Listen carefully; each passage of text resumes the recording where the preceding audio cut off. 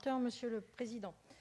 De nombreux sujets ont déjà été évoqués, mais je souhaiterais revenir sur un certain nombre d'enjeux que la SNCF a affrontés et va affronter. J'aimerais revenir sur l'impact de cette crise sanitaire sur le groupe SNCF. La première question, c'est comptez-vous sur une nouvelle aide de l'État ?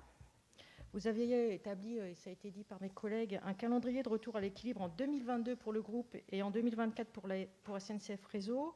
Ces objectifs ne sont plus tenables. Quel est votre nouveau calendrier pour y parvenir ? Vous avez aussi évoqué la nouvelle façon qu'ont les Français de travailler en raison du confinement, notamment le télétravail. Vous l'avez indiqué, une baisse de la clientèle, une baisse de revenus. Craignez-vous un détournement durable de cette clientèle professionnelle ? Si tel est le cas, comment comptez-vous vous adapter à cette offre, à cette nouvelle offre, en tous les cas, de travail et de télétravail ?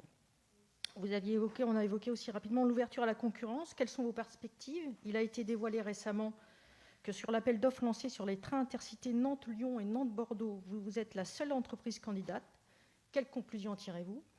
On a aussi évoqué, et je voudrais revenir sur ce sujet, sur le fret ferroviaire. Aujourd'hui, le gouvernement s'est engagé à mettre les moyens pour doubler sa part d'ici 2030. Fiabilisation du réseau, réduction du prix des péages, soutien aux wagons isolés. Autant de mesures qui vont dans le bon sens. Peut-on croire enfin à une réelle accélération du fret ferroviaire en France ?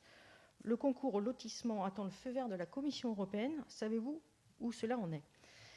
Et un dernier point qui me tient particulièrement à cœur, je vous avais déjà interrogé il y a 1 an sur ce sujet-là, c'est l'accessibilité des gares. En effet, une attention particulière doit être apportée à tous les usagers. Aujourd'hui, on le sait, dans de nombreuses gares, la loi de 2005 n'est toujours pas appliquée et de nombreuses gares donc, ne sont pas accessibles à tous. De nouveau, je vous repose la question d'il y a 1 an. Quelles sont vos ambitions ? Quelles actions comptez-vous mettre en place pour rendre les gares accessibles le plus rapidement possible ? Je vous remercie.